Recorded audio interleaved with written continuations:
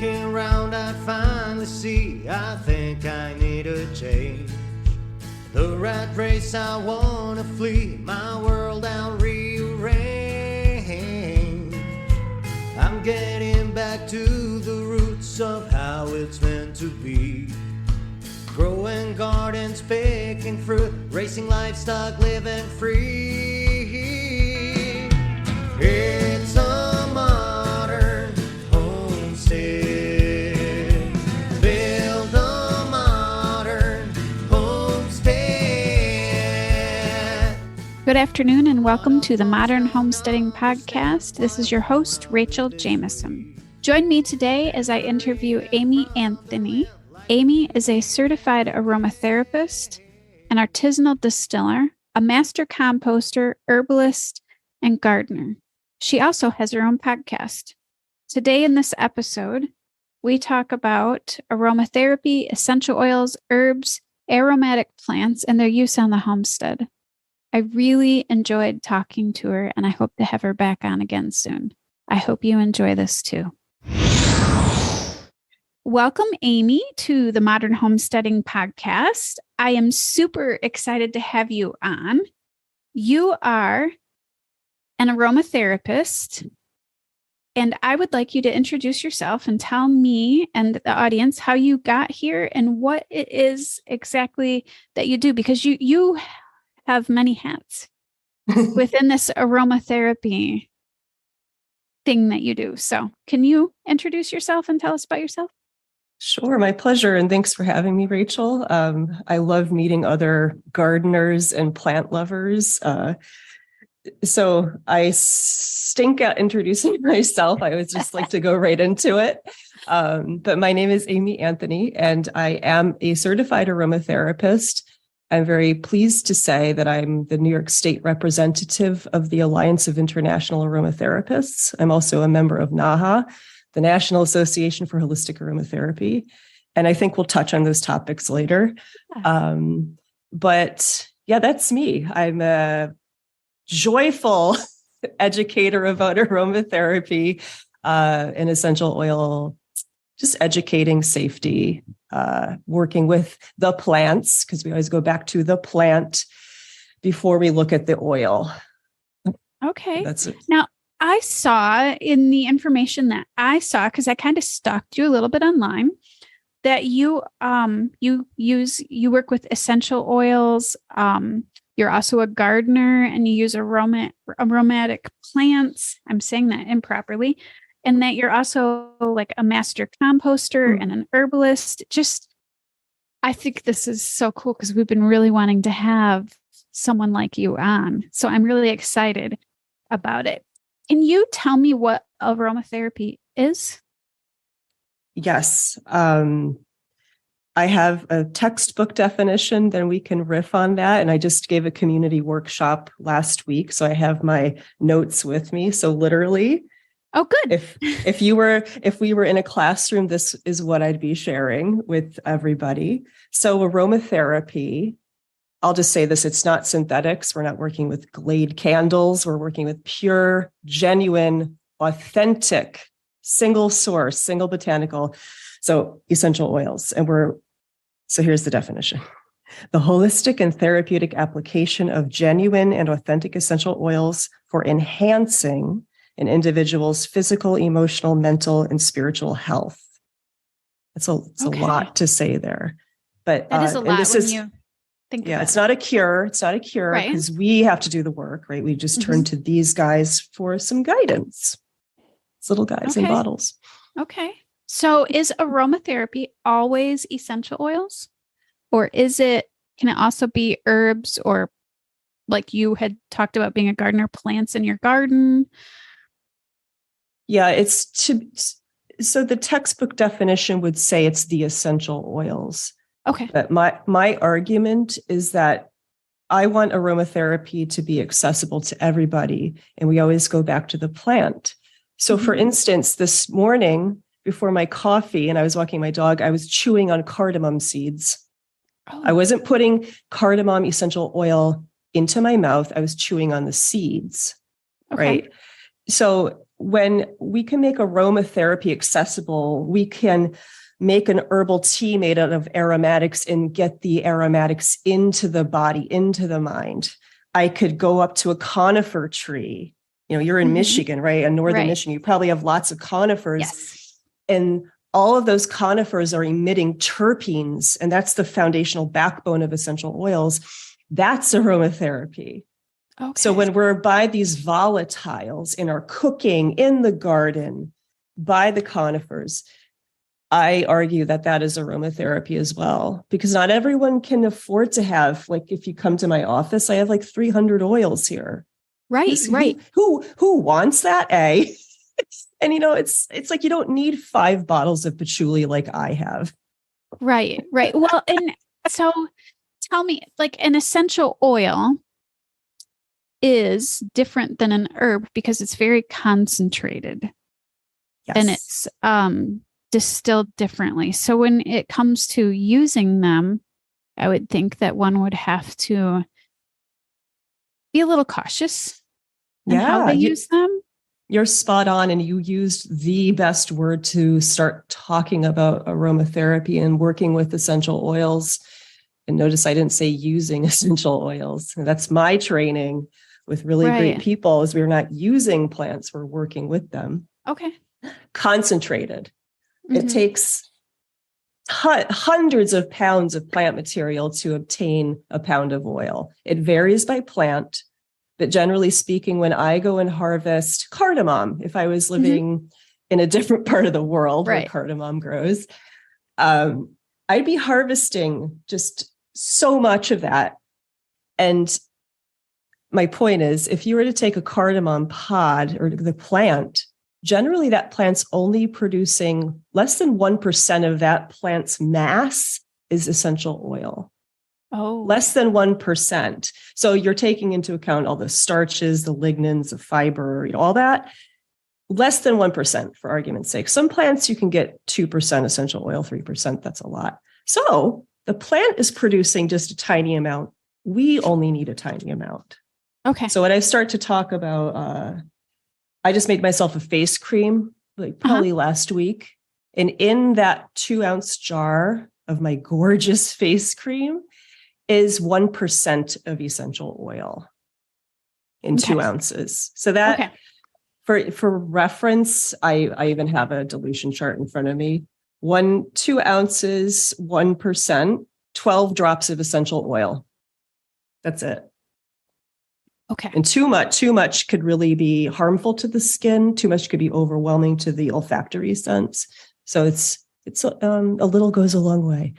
Yeah, that makes so much sense. And it also makes it maybe a little bit more justifiable on the affordability end when you are just using it in very small amounts. So, so what is the difference between using oils and herbs? Because I see that you're also an herbalist.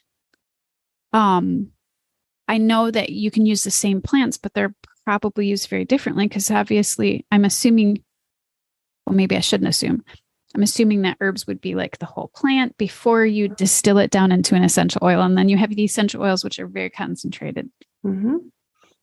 Yeah, so it's a great question. It's really important to make that distinction because the herb, when we're working with the essential oil, that's the secondary metabolites are the volatiles. They're the terpenes and terpenoids. And a lot of people are starting to hear those words because of cannabis.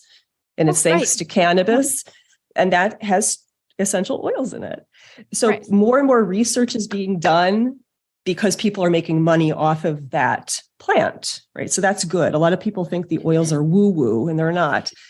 So essential oils, we get them from the aromatic plants that we could distill to obtain their essential oils. I'm making this distinction because you can have gardenia, which is very fragrant, very, very fragrant, very lovely, but it can't withstand the process of distillation. Oh, okay. Okay. Yeah. So there's a really big distinction there. And because a lot of people think aromatics, but I like to put that in my definition of what an essential oil is. So the herb and the essential oil. The essential oils excel at working with our nervous systems. So Okay. I could take an herb like marshmallow root is very soothing, demulcent. You could eat the flower. It's softening, but it won't work with the nervous system. So Okay. essential oils excel, and this is a bias of mine. I love aromatherapy for the olfactory application, not topical, not internal, but they excel because they're so volatile and light and lipid loving that they go into the olfactory tract. We recognize the scent. It can actually go and work, I'll say, with the mucosa in the nose.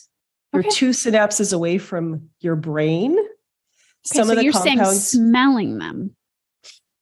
Okay. yeah, that's getting into, right? The scent molecules are going into the bloodstream through the blood, through the respiratory tract, Right. and then in through the olfactory tract. And you could have molecules go into that mucosa and actually bypass and get into I shouldn't say bypass, that's wrong.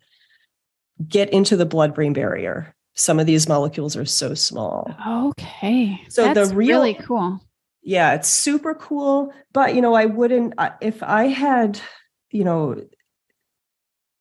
I'm just pausing because like with your podcast, what you do, real food is what we need. This stuff enhances our lives. So the real herbs can do a lot. So I'm giving you a really long answer, but the essential oils excel with mood, emotions, potentiating nervous system, things like, resting and digesting, feeling chill. Well, I'm glad you just said that because I was thinking real food. So how could essential oils work with that? And when you think about maybe smelling the smells, how they start digestion. Yes. Like just smelling something can start your mouth waters when you smell something good and yummy. So you could use, in theory, at least in my mind, and you can tell me if I'm right or wrong, you could use in theory, if you're having digestive issues, you could use an essential oil aromatically to start that digestive problem or process. Yes. Okay. So like I mentioned, I was chewing cardamom seeds today. Okay. I'm always going to say go back to the whole plant. But if you're in a pinch, like smelling lemon oil or many of the citruses, many people start to salivate. It does kickstart the digestive juices to start going. Cardamom might do that. Ginger.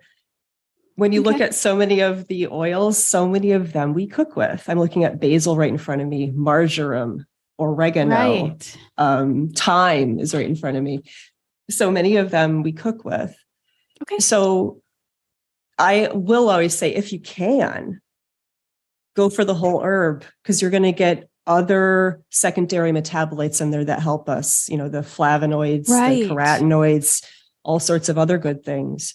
Right. Because our body works as a whole. It's not just my hand separate from my whole body. And the same with plants. It's all there. So that moves into my next question is why use one versus the other?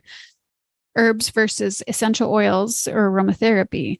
You kind of answered that though. Yeah, but you know what? For some reason, this just popped into my head. If you're working in a hospital setting, a hospice, something like that, and you want to help people, and the circumstances are different, bringing essential oils into that area can be helpful for, let's say it's Alzheimer's patients.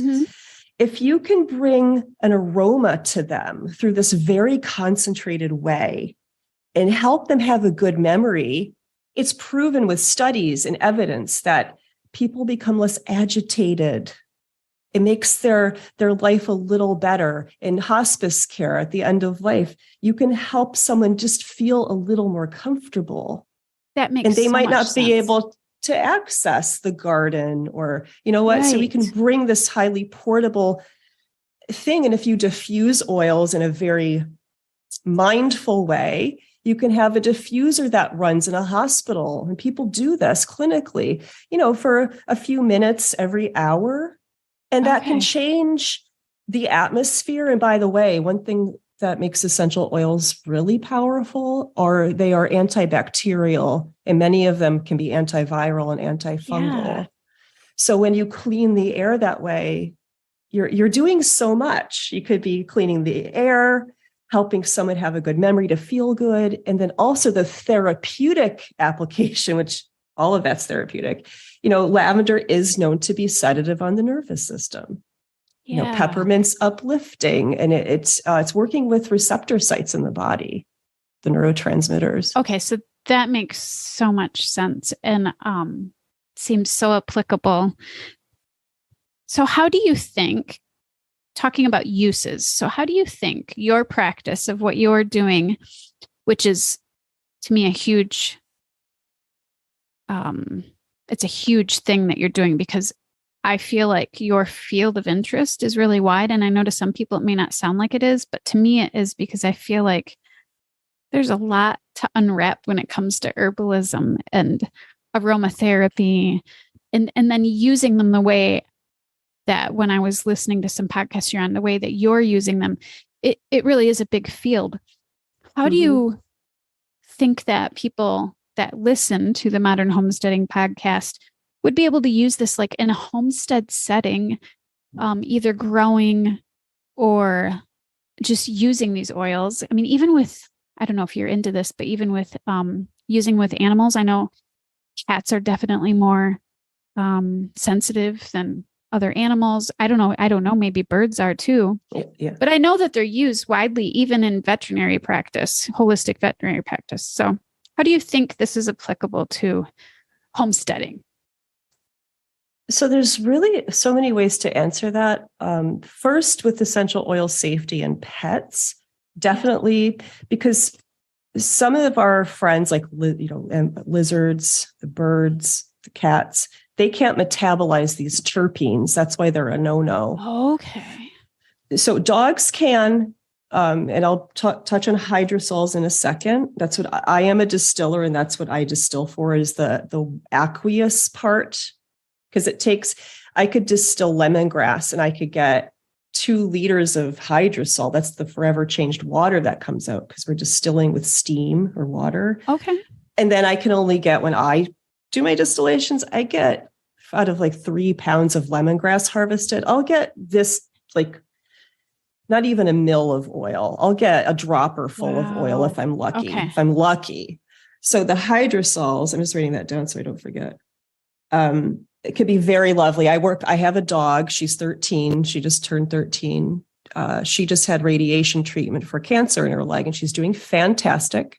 And when she was having the very bad part of her skin being, I was spraying my own distilled yarrow and chamomile hydrosol on her leg with 2 drops of lavender essential oil in that 2 ounces. And I'd shake that and I would spray her leg in my hands, and I'd pat her leg, and she'd have her cone on so she wouldn't lick it.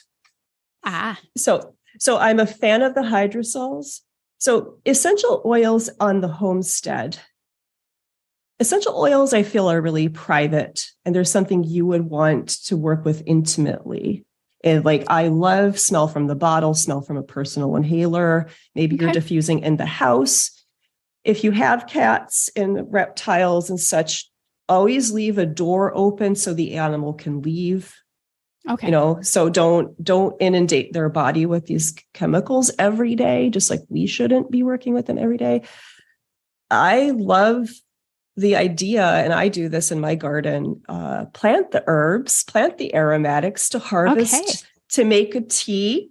You probably do companion planting. Many of the aromatics repel insects, and they often attract insects as well. So that attract the beneficial insects. Like when I look at my fennel plants, there's always a party on them. Yes, just like, yes. Right.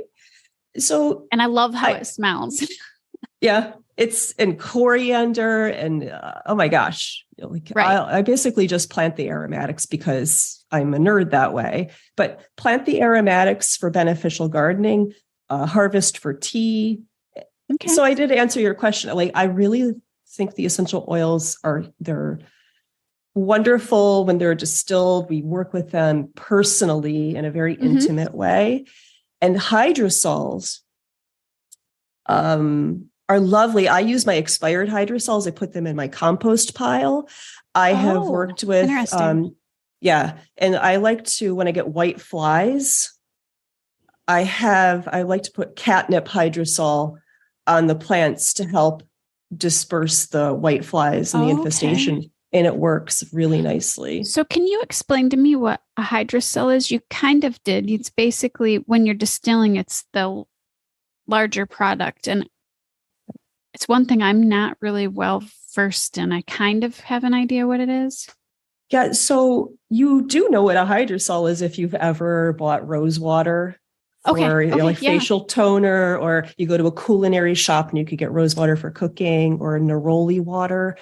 So when we take our poundage of aromatic plant material and we have our still, I wish I had one with me.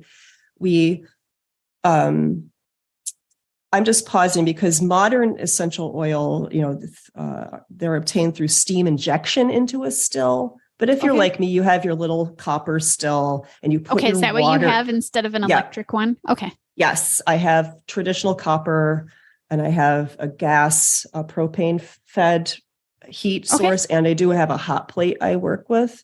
Okay. So we take the plant material, we take the water, and then we close up the still. We seal all the joints, right? So we have the water, the plant material, we have the heat, and then when we cook, slowly coax and cook, we don't want to overboil it, that the essential oil components, they start to get carried up through the still on the steam. Okay. So when you work with essential oil chemistry, you'll start to see that solubility is super important because oil and water don't mix. But some essential oil components, they sit on the water. They don't marry with the water at all. And some of the components can play with water. That's how I like to say it. They can play with water. That's why rose water can be really fragrant. So there's that. The water's forever changed once it comes over the still. I'm actually wearing rose lotion that I made, rose water, but I don't have a distiller. I just boiled some rose petals. That's gorgeous. Yeah. That's all you need to do. And there's many videos you can find online. Right. Wonderful. Yeah. So for you and your audience, like the hydrosols are this gorgeous old. They used to be listed in the United States Pharmacopoeia back up until I think the 1940s. Interesting. So it's probably, ancient that we've used these types of things. Yeah. Yeah. Yes. Very cool. It's sorry. And then, so with this gardening, do you have favorite ones that you plant? Because, I suppose it depends on each person, because each person, like I have family members. I love to smell. One of my favorite essential oils that I love to smell is cedarwood. I just love it. Oh. My husband absolutely hates it. Really? So, I think that, we probably will each be drawn to a specific scent. And I kind of heard you speak on that. And so I suppose that's how you would decide what you want to grow, unless, of course, you were growing for, like you do with the white flies, for some pest management and such. You touched on a really important topic. So I love all the aromatics, and I've tried to approach my continued studies, to be neutral, because scent is chemical information. That's all it is. And then our culture tells us what's good or bad. And then also we have personal preferences. We have memories associated with scent, because scent is so integrated into memory retention learning. I'm pointing to my hippocampus in the back of your head. So When you're an aromatherapist and you're blending for someone for, let's say it's sleep or emotions, whatever it is, I'm just thinking back to a recent client. We were working with menopause and hot flashes. So we were looking at a quote medical thing, but she was involved in smelling the oils I presented to her. So she would love what she was going to be working with. Okay. Yeah. So that makes total if sense. you don't like the way something smells, are you really going to take it? You're not going to want to use it. Yeah. No, exactly. So I love all the plants. So we spend time between Long Island, New York, the North Fork, and then Manhattan, New York, my spouse and I. And I can only plant so much, because I can't tend to my babies, as I call them. I don't have children. Right. I have plants. They grow. So what am I saying here? I try to just plant what the deer don't eat, what can thrive out there, the bunnies, who's not going to eat the stuff. And a lot of it is, I'm in zone 7B. Oh, so wow. that Okay. has its own, Right. things going on. So I just gave you a long-winded answer, okay. but I love all of them. And I just picked up Virginian cedarwood here. I don't know what's the cedar you really like. I am not sure because I believe it was, well, here's a good question for you. So I believe the one I purchased was not extremely expensive. So that's actually probably a good question to ask you is how do you determine whether or not the essential oil and the hydrosol you're using are of good quality? Yeah, it's a great question. So a caveat is I try not to be snobby. So don't hate me for saying this, but please don't buy your essential oils from Amazon. Okay. Don't buy them from Etsy, etc. Unless that seller can be like, yes, this is genuine and authentic. I'm looking at a bottle of Juniperus virginiana. I want to know the Latin name. Okay. I want to know where it's from. Ideally, I could go to the seller and I could see a lot number. Right. I want accountability and traceability. You want it to be labeled. Is it diluted with a carrier oil? Sometimes you could buy essential oils and they're presented. I'm just thinking of the Oracacia brand that you can find in many stores. Lovely oils, the really expensive ones. And they're expensive because remember, the plants only produce so much oil. Right. So that's about the yield. So if I was to go to get the Oracacia brand, I think their German chamomile is diluted in jojoba, which is fine because it takes so much plant material to get that oil. Right. So it says on the bottle, like German chamomile in jojoba. So read your labels, but you want it to be genuine and authentic, that one species quality control. If you geek out on this stuff, you can start to look at GCMS reports from the sellers. That's gas chromatography mass spectrometry. It's really cool technology where it's the chemical analysis. You're looking at the electrons movement, and each molecule is different and has its own signature. But basically, I want you to take this to heart. So that cedar wood you have, when you smell it, take a drop of it and put it on a cotton pad, or I have a little clay diffuser here in front of me. You could put one drop and it should have depth. It should change. I always say it should be like a poem. It shouldn't smell flat. It shouldn't give you a headache. It should smell complex and change and move you. Wonderful. Versus something with synthetics, probably will give you a headache. It won't change. It will have staying power. If I put a drop of the cedar wood on this round ceramic diffuser, I said clay, it's ceramic, it should evaporate and go away over time. Essential oils are not oily at all. They're so volatile. Yep. So that scent even should go away. If it lingers, then it's probably like, for example, your candle from the store that has scent in it is synthetic, and that scent stays around forever and ever and ever. I don't want to name brands or anything. So. Yeah. I am with you. Yes. That's the thing is essential oils, they're volatile. Okay. They're super volatile. Sense. That makes total sense. Yeah. They're terpenes. They're related to when you smell frankincense or even many of the resins, some of them smell like gasoline. They're related in a way chemically when you look at the chemistry of it. But yeah, when you burn essential oils, don't do that. It's just, I used to teach candle making with essential oils. And then I was like, why am I doing this? It doesn't make sense. Because you're burning, it takes so much essential oil to put in a candle. Yes. And some of the oils just have no quote throw meaning that I can't smell it. That makes total sense. It gets burnt up in the combustion process of the candle. So that synthetic needs to be used. Because I've made soap.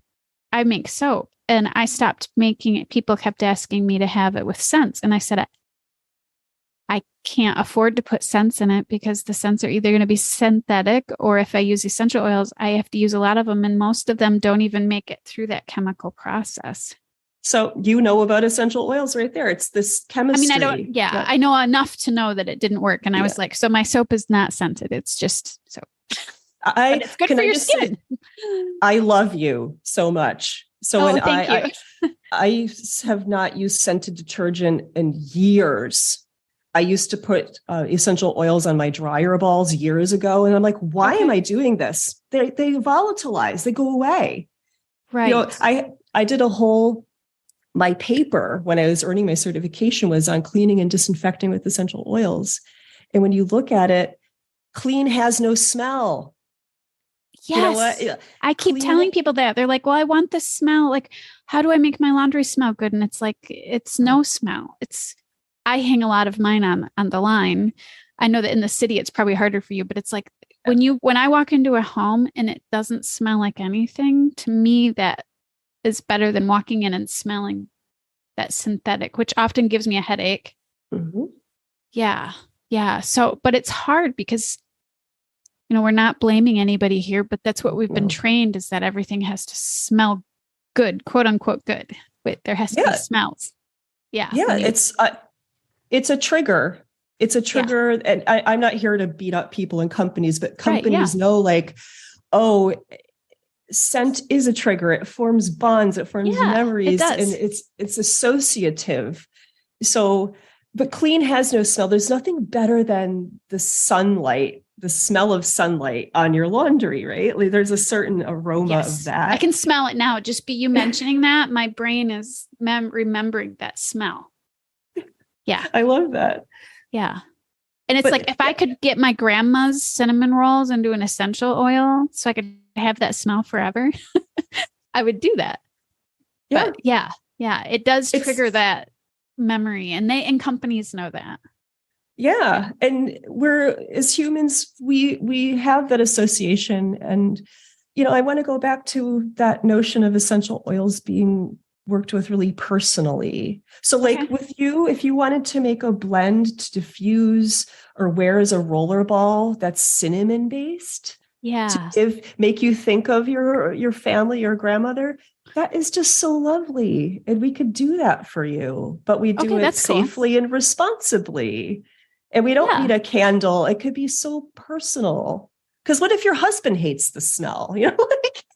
Well, he loved her cinnamon rolls. I think he would be. Okay. So, you get my point. But yes, I did. So speaking of that, so you do that then? Do you do consultations still? Is that something that you do? And can that, because I know that I'm not sure if there's any legal boundaries for aromatherapy or anything, but can you do that across state lines, online? I know sometimes with certain practices, you can't do those kinds of things. That's a great question. No one's actually asked me, but in that sense of legality. So when we become, you can be an aromatherapist and not be certified, just like you can be an herbalist and not be certified. Or there's no schools with accreditation we're only certified like yoga instructors. We don't Okay. have licenses to practice. So there's no overseeing body from a regulatory standpoint. That's why Okay. you can get away with doing shenanigans. That's why we have things like the Alliance of International Aromatherapists and the NAHA to create educational standards that if you're a school and want to say, oh, I'm aligned and approved by NAHA and the AIA. This is what the school, this is the curriculum, safety, all this stuff. Okay. I just went on a tangent there, but we can practice across state lines. Okay. We can't make That's medical claims. We cannot treat. We cannot diagnose. Okay. But we can certainly practice, and we could do so from an educational standpoint under that lens. All right. Wonderful. So,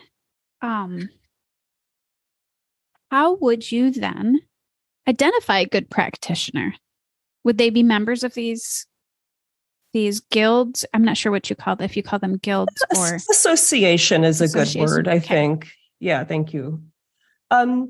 Honestly, I would say you might know someone in your local community that works responsibly with oils and has worked with them for a long time and knows them and is not with one of these organizations. And that's fine. Mhm. I'm not going to say you must pay your membership dues every Right. year. There's that whole thing. But ideally, you would find someone that is registered on one of those websites. Or there's also the Aromatherapy Registration Council, the ARC. There's a couple of things out there. You want to find someone because then they went to a certain school. They're certified. They had X hours of training. They had to take Right. tests, write a paper, do how many case studies, and have actual experience. But I'm a huge proponent because, just FYI, when I blend for you, you need to be with me. I do not do remote blending consultations because I want you with me so I could see how you respond to the oils. Okay. But find a local aromatherapist. Go to the AIA, Alliance of Aromatherapy, Alliance of International Aromatherapists. You can find someone local. You can check them out. Ideally, they might offer a complimentary call. Right. And you could have a 10-minute conversation or whatever it is with that person. Right. I love that. That sounds wonderful. So what if somebody grows up, even at my age, and says, I want to be Amy?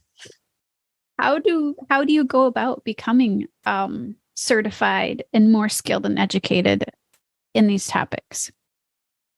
Now, I think there schools, is there classes? Yeah. The little I know you, I think we're really simpatico. It's like you're curious. You want to be curious. Like I started distilling because I'm like, I need to understand this. I want to understand the process. I learned how to make so much stuff because I'm like, how does this work? So it's the curiosity. So just be curious, buy some oils, smell them. To plug myself, I have a website with lots of free information on there. I have free and paid wonderful classes, articles if you want to get to start to learn the plants and application. But honestly, like when I was looking to study and become certified, I had this burning need to do so without knowing why at the time. My teacher, she no longer has the school, but the New York Institute of Aromatherapy opened on East 13th Street, 3 blocks from me. Oh, nice. Yeah. And I ended up teaching there. I know. It's like the universe was like, yeah, Amy, this is what you're doing. But go to the AIA, go to NAHA, just look up aromatherapy schools. Okay. And there are online ones, but go to those organizations and you will find linked schools. You can check out their website. To toot my own horn, check me out because I'm a great beginners lily pad. If you want to get your toes wet, you could read some of my stuff, take some of my classes, again, free or pay what you wish. And then you might be like, hey, I want to take this further, Wonderful. Well, that kind of answered my next question was, where do we find you? I know that you have your own podcast. You obviously have a website. share your information. And then I'm also going to be putting this in our show notes so that people can go to the website and click on it if they're riding in the car and can't write it down right now. I love that. The time has flown. Yeah. So please find me. Essential Aromatica is the podcast. Okay. And I geek out with other aromatherapists to share their knowledge. And then I'm really proud to say I had this personal project I worked on that I thought would be a book, and it didn't want to become a book. I have monthly installments I'll be doing called Luna Aroma, where I take an aromatic plant. This past month was juniper. Maybe you have juniper trees. Yes. I collected wild juniper for making some ferments. Yeah. I love it. So I geek out about moon time. I pair an essential oil bearing plant with that moon time seasonal themes. And I have a guided meditation to share. So I'm really excited to share that with the universe. It's a very special project of mine. It's one of my, sorry, I'm just that sounds wonderful. No, that's okay.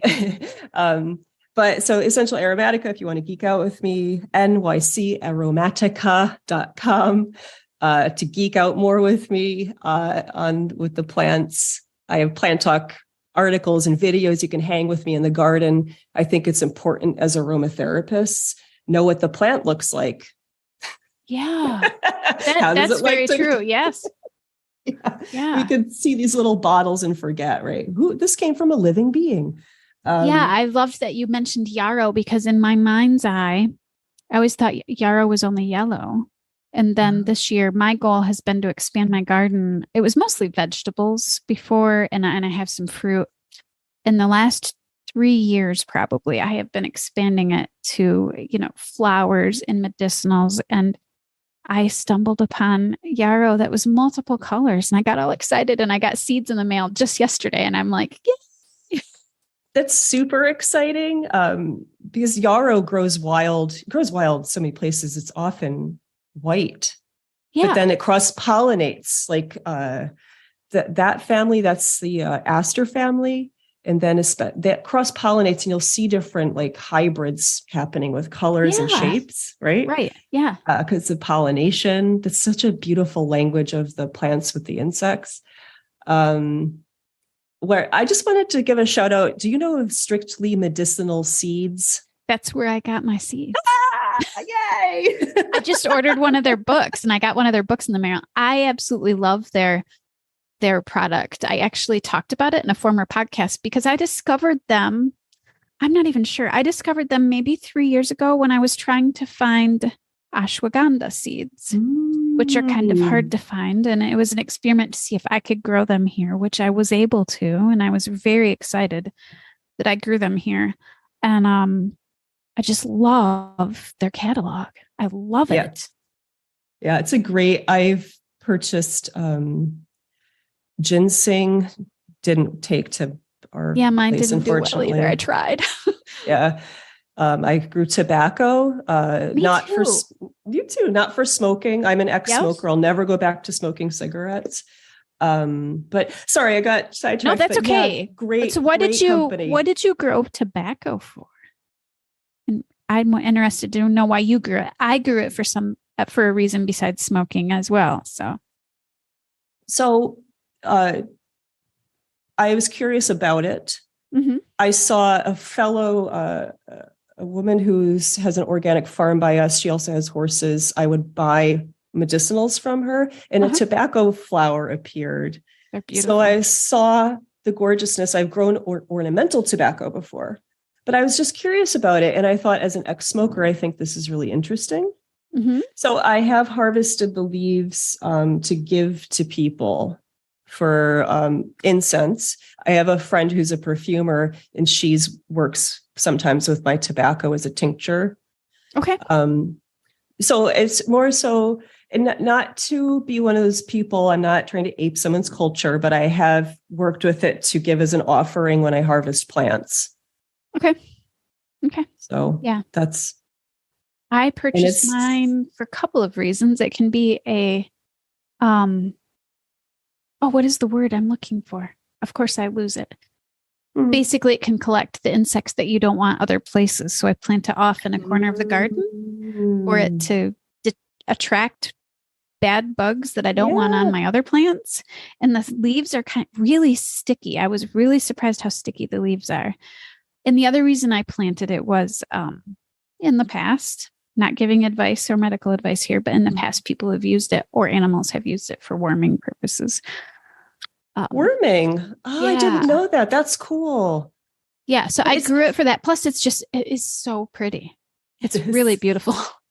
Unbelievably. It's highly aromatic and highly resinous, but we can't distill it, but that still has volatiles in it. So it's kind of cool. Yeah, I'm sorry we got sidetracked. No, that's okay. I think our podcast is pretty laid back and people are used to Harold and I going on little side tangents and such. And I think that you and I have a lot in common, and we could probably talk forever about all these little things that experiments that we're doing. And mine is much more on a curiosity scale, where you have more of the science and such behind it. But I just, I'm really excited to go to your website and geek out and just learn as much as I can, because this has kind of been something I have wanted to learn more about. Maybe at some point we'll have you on again. I really, really enjoyed this conversation and enjoyed your enthusiasm and the education that you bring behind all of that and the science behind it. I love it when people bring the science of all of these things that for so many years we have thought were woo-woo. Yeah. And now we have science to show that these things actually work. Yeah, it's true. That. It's really cool. And again, a nod to the cannabis for that, because things, if it's not making money, it's not going to get the research, right? And the data, right? Yeah. But I want to share this to make this, all about me for a second. But on my website, on the first page, if you scroll down, there's a little video on how to smell an essential oil.